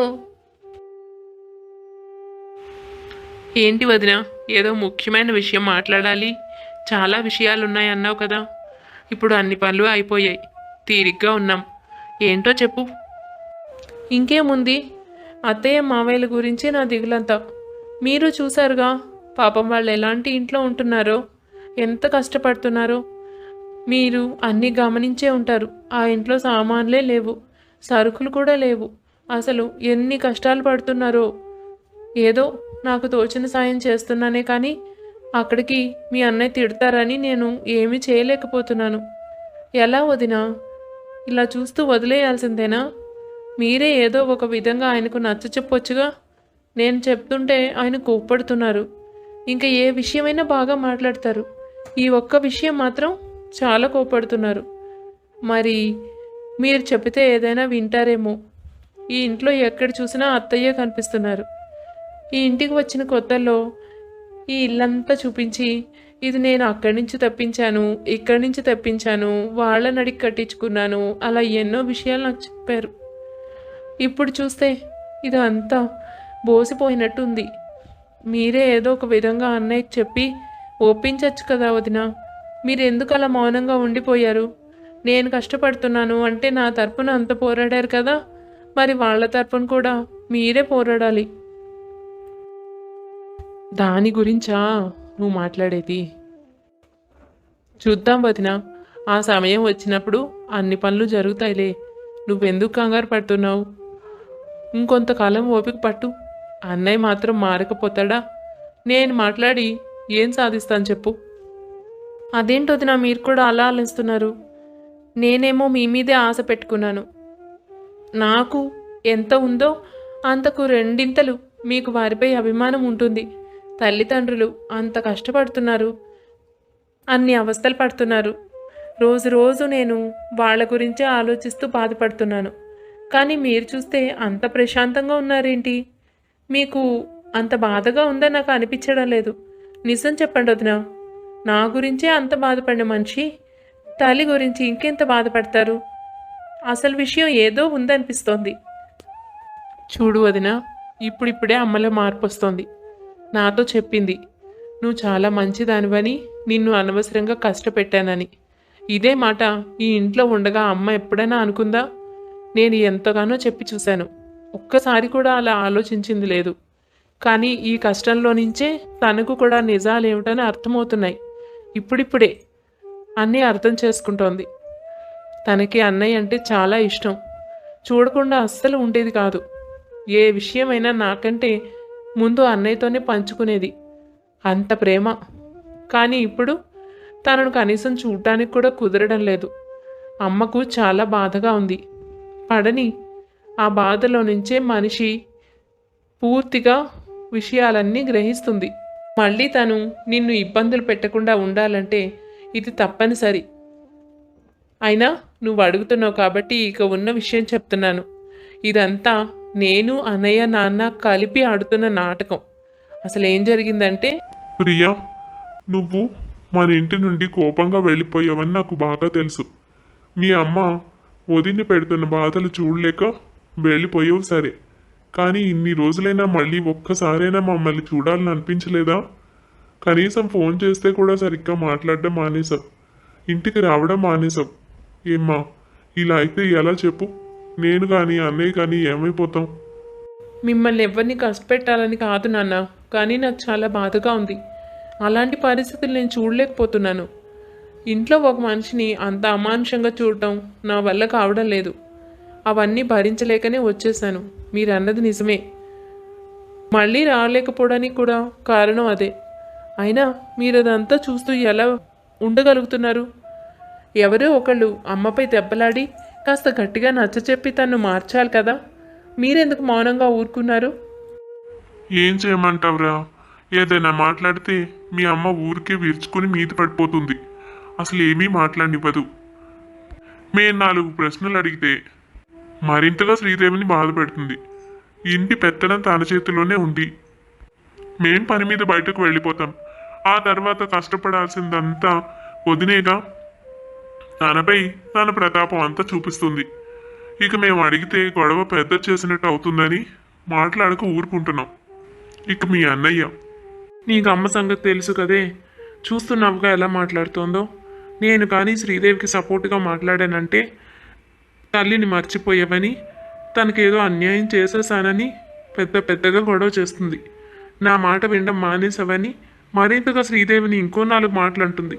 నా కొడుకుని నీ గుప్పెట్లో పెట్టుకున్నావా అని విరుచుకు పడుతుంది. అది కాక నన్ను కూడా ఎమోషనల్గా బైండ్ చేసేస్తుంది. ఇంత గొడవ చేసుకోవడం ఎందుకు? అందుకే నేను శ్రీదేవి తరపున ఉంటూనే తనకు నచ్చ చెప్తూ ఏదో విధంగా నెట్టుకొస్తున్నాను. కానీ అదంతా బయటపడేసరికి ఇప్పుడు ఇంత గొడవ అయింది. ఇప్పుడు కూడా శ్రీదేవిని మరింతగా బాధ పెడుతోంది అమ్మ. నేను చూస్తూ కూడా ఏమి చేయలేకపోతున్నానని బాధగానే ఉంది ప్రియా. పాపం ఆమె నోడు తెరిచి బయటకు ఒక్క మాట కూడా చెప్పదు. కానీ తన బాధ కళ్ళల్లో కనిపిస్తూనే ఉంది. నాకు ఏదో ఒకటి చేయాలనే ఉంది.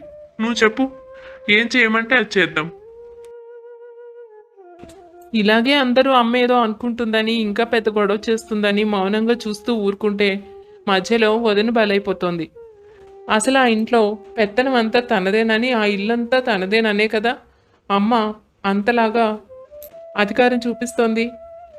అవే లేవంటే అప్పుడు నెమ్మదిగా అమ్మలో మార్పు రావచ్చేమో. నిజం, అబద్ధం, మంచి, కష్టం వీటి విలువ తెలుసుకుంటుందేమో. అలా ప్రయత్నించవచ్చుగా నాన్న.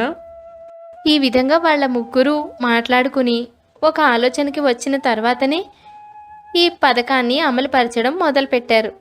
ఆ రోజు ప్రియ కావాలనే ఇంటికి వచ్చింది. తను కష్టంలో ఉన్నానని, బాధపడుతున్నానని చెప్పగానే తల్లి ఇటువంటి సలహాలు ఇస్తుందని తనకి ముందే తెలుసు. అందుకే అలా మాట్లాడింది. అప్పుడే ఇంటి నుండి వెళ్ళిపోతారు అని చెప్పినప్పుడే అలా వద్దు, నేను మారుతాను, శ్రీదేవిని కష్టపెట్టను అని కనకం చెబుతుంది అని ఒక విధంగా వాళ్ళు ఆశించారు. అయితే ఒకవేళ అలా అనకపోతే కూడా ఏం చెయ్యాలో ముందే మాట్లాడుకున్నారు. ఊహించిన విధంగానే కనకం ఆ మాట అనలేదు. బయటకు పోతే పొండి అంది. ఇక అప్పుడు ముందుగానే అనుకున్న దాని ప్రకారం ముగ్గురు కలిసి ఆస్తిక నాటకం మొదలుపెట్టారు.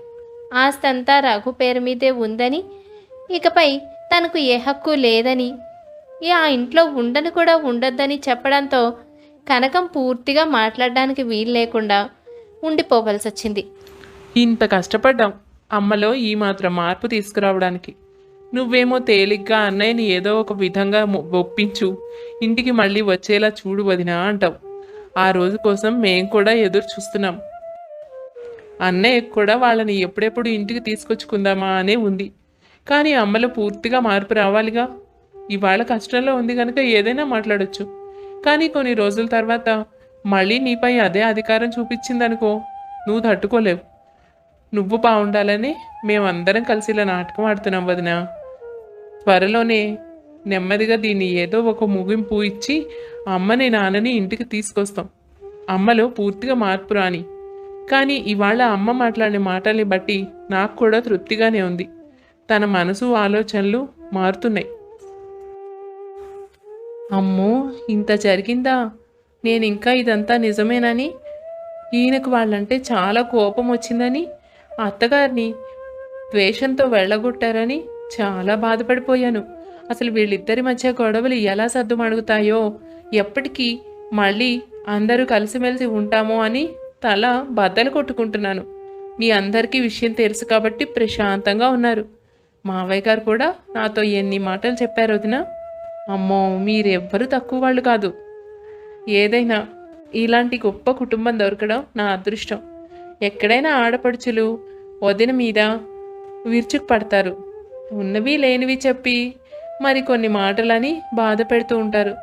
అలాంటిది నా కోసం, నా సుఖం కోసం మీరింత కష్టపడి, తల్లిని కష్టపెట్టి మరి నన్ను సంతోషంగా ఉండేలా చూసుకుంటున్నారంటే మీరు చాలా గ్రేట్ వదినా. నిజంగా నేను చాలా అదృష్టవంతురాల్ని. ఒకవేళ నిజంగానే అత్తయ్యలో మార్పు వచ్చి ఇకపై నాతో మంచిగా ఉంటే ఇక అంతకంటే సంతోషం నాకు ఇంకేముంది. ఇంతకాలం పడ్డ బాధ అంతా మర్చిపోతాను. సంతోషంగా ఉండొచ్చు. ఇదంతా మీ చలవే వదినా. కేవలం ఇదంతా నా వల్లనే జరగలేదు వదినా. నీ మంచితనం వల్లనే అమ్మలో మార్పు వచ్చింది. ఇంత గొడవ జరిగినప్పుడు నిన్ను అన్ని మాటలు అంది కదా, ఆ ద్వేషం కూడా నీకు లేదు. వాళ్ళు బయటకు వెళ్ళిపోయాక వాళ్ళ బాగోగులు చూడటం, ఇంటికి వెళ్ళి సేవలు చేయడం, కావలసినవన్నీ సమకూర్చడం, ఇవన్నీ ప్లాన్ కాదుగా. ఇవన్నీ నువ్వే చేసావు.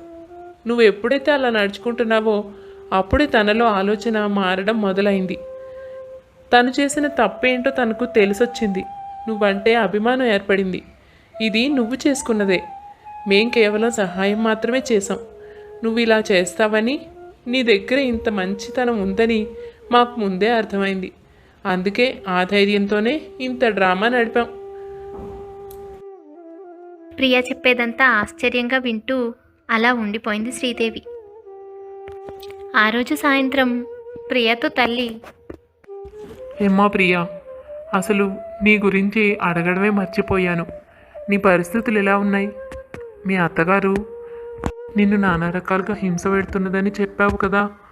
ఆ రోజున ఆ తర్వాత జరిగిన పరిస్థితులన్నింటి వల్ల నేను అసలు ఆ విషయమే మళ్ళీ ఆలోచించలేక, పాపం నువ్వు కూడా ఏమీ చేయలేక వెళ్ళిపోయావు. ఇప్పుడు ఎలా ఉంది? అక్కడ ఏం కష్టాలు పడుతున్నావో ఏమో. మా పరిస్థితులు చూసి నాకు కూడా చెప్పడం లేదు. నువ్వేం దిగులు పడకమ్మా, అలాంటిదేం లేదు. ఆ రోజు నేను నీ మనసు మార్చడం కోసం అలా చెప్పానంతే. నేనేదో ఊరికే కాస్త నీరసంగా ఉన్నాను. నువ్వు ఆ విషయం అడిగేసరికి నీకు కనీసం నా వల్ల అయినా వదిన గురించి తెలుసుకుంటావని, తనతో మంచిగా ప్రవర్తిస్తావని ఆలోచించి అలా చెప్పాను. నువ్వు మారితే నీతో ఈ విషయాలన్నీ చెప్తాం అనుకున్నాను. కానీ ఈ లోపలనే ఇవన్నీ జరిగిపోయాయి. అయినా నువ్వు అప్పుడు కూడా వాళ్ళని బయటకు పొమ్మన్నావు, కానీ వదిన విషయంలో మార్పు తెచ్చుకోవాలి అని అనుకోలేదుగా. నాకు ఏ సమస్యలు లేవు. మా అత్తగారు మామగారు చాలా మంచివాళ్ళు. అట్లాంటి ఇబ్బందులు నన్నేమీ పెట్టడం లేదులే. నేను మారాలని నువ్వు అలా ప్రయత్నించావా? నాకు తెలియలేదే. ఆ రోజున కూడా నేను ఈ విషయాలు ఏవి ఆలోచించే పరిస్థితుల్లో లేను. ఇక్కడికి వచ్చి ఈ పరిస్థితులన్నీ వచ్చిన తర్వాతనే నాకు కూడా బుద్ధి పనిచేసింది. నిజమే, నువ్వు అన్నప్పుడే తెలుసుకుని ఉండాల్సింది. ఏ ఆడపిల్లైనా ఒక్కటేగా. నేను చాలా పెద్ద పొరపాటు చేశాను.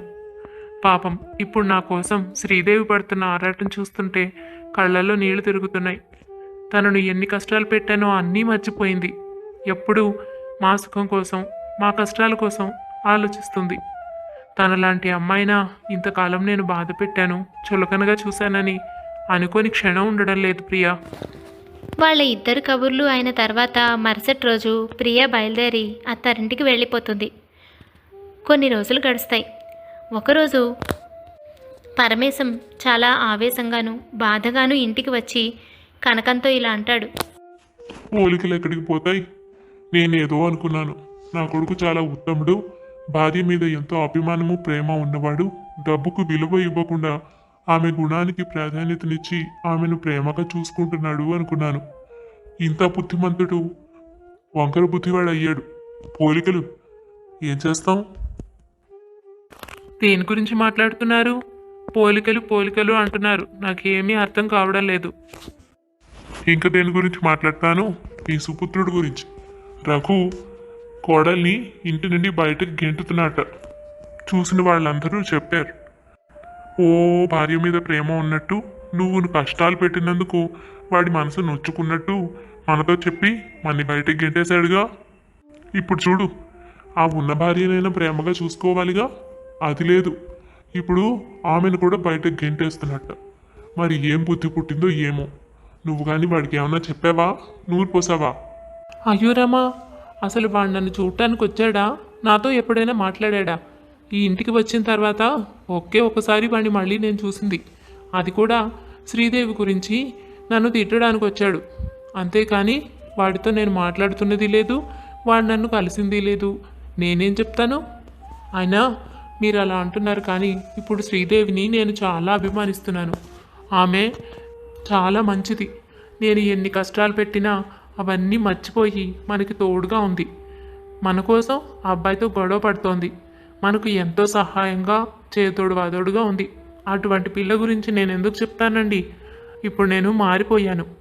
అయినా ఇదంతా జరుగుతుందని నాకు మాత్రం ఏమాత్రం తెలీదు. ఉండండి, నేను వెళ్ళి కనుక్కుంటాను. బంగారం లాంటి పిల్లని బయటకు గెంటేస్తున్నాడా? అసలు ఏం బుద్ధి పుట్టింది వీడికి? ఏరా రఘు, శ్రీదేవిని ఇంటి నుండి గెంటేసావా? ఏం మాయరోగం వచ్చింది? అంత మంచి పిల్లని నేను ఎక్కడ చూసి ఉండలేదు. మమ్మల్ని బయటకు గెంటితే గెంటావు.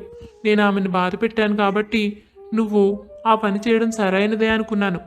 మేము అక్కడికి వెళ్ళిన తర్వాత కూడా మమ్మల్ని వదలకుండా అంటి పెట్టుకుని మా బాగోగులన్నీ చూస్తోంది. నేను ఎన్ని కష్టాలు పెట్టినా తను ఎప్పుడూ మా మంచి కోరుకుంది. అలాంటి మంచి పిల్ల నిన్ను మాత్రం ఎప్పుడూ ఏ ఇబ్బంది పెట్టుండదు. ఎందుకు ఆ అమ్మాయిని బయటకు గెంటేస్తున్నావు? నీకేదైనా కోపం ఉంటే మా మీద చూపించు. నేను తప్పు చేశాను కాబట్టి ఇంతకాలం మాట్లాడకుండా ఊరుకున్నాను. కానీ శ్రీదేవికి అన్యాయం జరిగితే మాత్రం నేను ఊరుకోను, దెబ్బలాడాల్సి వస్తుంది. ఈ ఇంట్లో ఉన్నంతకాలం దాని నానా కష్టాలు పెట్టావు, అనాల్సిన మాటలన్నీ అన్నావు, ఏడిపించావు. ఇప్పుడు ఇంట్లోంచి వెళ్ళిపోయాక ఇప్పుడు దాన్ని ఏమీ అనడానికి వీల్లేదు అన్నంత ప్రేమ పొంగుకొచ్చిందా అమ్మ నీకు? నా మీద దెబ్బలాడడానికి వచ్చావు? నా భార్య, నా ఇష్టం. నేను బయటకు గెట్టితే గెంటేస్తాను, ఇంట్లో ఉండనిస్తే ఉండనిస్తాను, ఏం చేస్తాను అది దానికి నాకు సంబంధించిన విషయం. అసలు నువ్వు ఈ విషయంలో ఎందుకు జోక్యం చేసుకోవాలి? నువ్వెందుకు వచ్చావు ఇక్కడికి? ఎందుకు రావడం ఏంట్రా? ఆ రోజు తప్పు నా వైపు ఉంది కాబట్టి నేను మాట్లాడకుండా ఊరుకున్నాను. ఇప్పుడు నా తప్పు నేను తెలుసుకున్నాను. మన ఇంటికి వచ్చిన పిల్ల, మనతో పాటు కలిసి ఉండడానికి వచ్చిన పిల్ల మన ఇంటి పిల్లే. ఆమె గురించి బాగోగులు చూసుకోవాల్సిన బాధ్యత మనకే ఉంది. నువ్వు ఇంటి నుండి వెళ్ళిపోమన్నంత మాత్రాన మేము పరాయి వాళ్ళం అయిపోతామా? ఏదో బాధ కలిగింది, వెళ్ళిపోమన్నావు. తప్పు చేశాను కనుక నేను శిక్షకి అర్హురాలనే అనుకున్నాను. అంతేకాని ఇక ఈ ఇంటి విషయాలతోనూ మనుషులతోనూ సంబంధం లేకుండా పోతుందా ఏంటి? ఆమె నా కోడలు. అంతకు మించి కూతురులాగా నన్ను చూసుకుంటోంది. తనకు అన్యాయం జరిగితే నేనే మాట్లాడాలి. పోతే పోనీ అని చూస్తూ వదిలేయడానికి ఎవరో పరాయి పిల్ల కాదుగా. ఒకప్పుడు నేను చేసిన మాట నిజం, కానీ నా తప్పు నేను తెలుసుకున్నాను. ఇక మీద శ్రీదేవితో నేను ఎప్పుడూ అలా ఉండను. తనకు ఏ అన్యాయం జరగనివ్వను. అయినా అసలు నీకీ బుద్ధి ఎందుకు పుట్టింది? భార్య అంటే ఎంతో ప్రేమ ఉన్నవాడిలాగా మాతో మాట్లాడావు. నా భార్యకి ఏ కష్టం కలగనీయకుండా చూసుకుంటాను, కన్నీళ్లు పెట్టకుండా చూసుకుంటానని ప్రగల్భాలు పలికావుగా. ఇప్పుడే శ్రీదేవి ఏం చేసిందని బయటకు గెంటేసి ఎంత పని చేస్తున్నావు? ఏం మాట్లాడుతున్నారు అత్తయ్య? ఆయన నన్ను బయటకు గెంటేయడమేంటి? మా మధ్య ఏ గొడవ లేదు. నన్ను ఆయన ఎప్పుడు తిట్టలేదు, పల్లెత్తు మాట కూడా అనరు. నన్నెందుకు బయటకు గెంటేస్తారు? అయినా మీకెవరో లేనిపోనివన్నీ చెప్పినట్టున్నారు. అందుకే ఇంత ఆవేశంగా ఈయనతో మాట్లాడుతున్నారు. మా మధ్య ఏ సమస్యలు లేవు, మేం బాగానే ఉన్నాం. మీ మధ్య ఏం సమస్యలు లేవమ్మా, ఆ విషయం నాకు తెలుసు. సమస్య మీ అత్తగారి బుర్రలోనే ఉంది. అది పోయిందో లేదో పూర్తిగా నిర్ధారణ చేసుకోవడానికి ఒక చిన్న నాటకం ఆడాం అంతే. మీ అత్తగారు నీ గురించి మీ ఆయనతో దెబ్బలాడడానికి వచ్చింది. చూడు, అత్తగారిలో చాలా మార్పే వచ్చింది. ఆ విషయం మేము ఆధారపూరితంగా తెలుసుకోవడానికి ఇలా చేయాల్సి వచ్చింది. కనకం, అమ్మాయికి అబ్బాయికి ఏ గొడవలు లేవు. వాళ్ళు క్షేమంగా ఉన్నారు. ఎవరికి ఏ సమస్య లేదు, నీకు తప్ప. అయితే నీకున్న సమస్య కూడా ఇప్పుడు వదిలిపోయిందని మాకు అర్థమైందిలే. ఇప్పుడు అసలు విషయం చెప్తా చూడు. నీ మనసు మార్చడం కోసం, నీ తప్పును తెలియడం కోసమే మేమందరం కలిసి ఈ నాటకం ఆడాల్సి వచ్చింది. ఆస్తి లేదని, అబ్బాయి మన్ని బయటకు గెంటేశాడని, ఇవన్నీ కూడా నాటకాలే. నిజం ఏంటంటే ఇది కేవలం నీలో మార్పు కోసం. నువ్వు మారావని, నీ ఆలోచన విధానం అంతా మారిందని ప్రియ చెప్పింది. అందుకే పూర్తిగా నిర్ధారించుకోవడానికి ఆఖరిగా ఈ అస్త్రం ప్రయోగించాం. ఈ పరీక్షలో నువ్వు నెగ్గావు. పర్వాలేదు కనుకో, నీకు కూడా మనసుంది. కోడలి గురించి బాగానే అర్థం చేసుకున్నావు, అభిమానం కూడా పెంచుకున్నావు. అందుకే కొడుకుతో దెబ్బలాడడానికి వచ్చావు. ఇప్పుడు మాకు సంతోషంగా ఉంది. ఎప్పుడైనా కుటుంబంలో వ్యక్తుల మధ్య అనుబంధాలు ఇలా ఉండాలి. అప్పుడే ఆదర్శవంతంగా ఉంటుంది. నేను నీలో ఏ మార్పైతే రావాలని కోరుకున్నామో ఇప్పుడు నువ్వు అలా మారావు. నీ తప్పును తెలుసుకున్నావు. ఇకపై ఏ సమస్య వచ్చినా నువ్వు ఇలాగే ఉంటావని మాకు నమ్మకం కుదిరింది. ఇందులో చాలా వరకు గొప్పతనం ప్రియదనే చెప్పాలి. తనే శ్రీదేవి పరిస్థితిని చూడలేక ఏదో ఒక విధంగా దీనికి పరిష్కారం కావాలని బాగా ఆలోచించి మాతో గట్టిగా దెబ్బలాడింది. ఇలా చేస్తే బాగుంటుందని, నీలో మార్పు వస్తుందని తనే సూచించింది. ఆ సలహా మేరకే మేము ఇదంతా చేసుకుంటూ వచ్చాం. ప్రియ ఎంతో మంచి మనసు గలది. తను ఆడపడుచుల కాదు, ఆడపిల్లలా ఆలోచించింది. అటువంటి కూతురు నాకు పుట్టినందుకు నేను గర్వపడుతున్నా కనుక. నిజమే, చిన్నదైనా ప్రియ చాలా మంచి మనసు గలది. తోటి ఆడపిల్లను కష్టాల్లో చూసి దాని మనసు చెలించిపోయింది. అంత మాత్రం జ్ఞానం నాకు లేకుండా పోయిందండి. అందుకే ఇన్ని సమస్యలు వచ్చి పడ్డాయి. అయినా మీ అందరూ కలిసి నాకు బాగానే బుద్ధి చెప్పారు. శ్రీదేవి, నిన్ను చాలా కష్టపెట్టానమ్మా. నేను నా తప్పు తెలుసుకున్నాను. నిన్ను ప్రియతో సమానంగా చూసుకుంటాను. ఇకపై నీ కంట్లో కన్నీరు రానివ్వను. శ్రీదేవి చాలా సంతోషించింది. అనుకున్న విధంగా ఇక పరమేశం కనకం కూడా అక్కడి నుండి ఇక్కడికి వచ్చేశారు. ఇంకా సంతోషంగా ఉంది శ్రీదేవికి. కారణం ఏదైతేనే ఇదంతా నాటకమని శ్రీదేవికి ముందే తెలుసు కాబట్టి మళ్ళీ మనసులో ప్రియకి కృతజ్ఞతలు చెప్పుకొని తన సరికొత్త జీవితాన్ని సంతోషంగా ప్రారంభించింది. ప్రియ అన్న భార్య అయిన శ్రీదేవి కష్టాన్ని తన కష్టంగా భావించింది. తన బాధను చూసి చెలించిపోయింది. ఎంతో గొప్ప మనసు కలది. అటువంటి ఆడపడుచు దొరకడం చాలా అదృష్టం. అదే కదా, కుటుంబంలో ఒక వ్యక్తి కష్టం చూస్తే మరొకరి కంట్లో నీళ్లు రావాలి. అదే బంధం అంటే. అటువంటి ఎన్నో గొప్ప బంధాలు, గొప్ప కుటుంబాలు ఇంకా ఇంకా ఉండాలని మనస్ఫూర్తిగా కోరుకుందాం. కథ నచ్చిందా? అయితే తప్పకుండా లైక్ చేసేయండి. మరి ఇంకెన్నో మంచి మంచి కథల కోసం మా ఛానల్ని సబ్స్క్రైబ్ చేసుకోండి.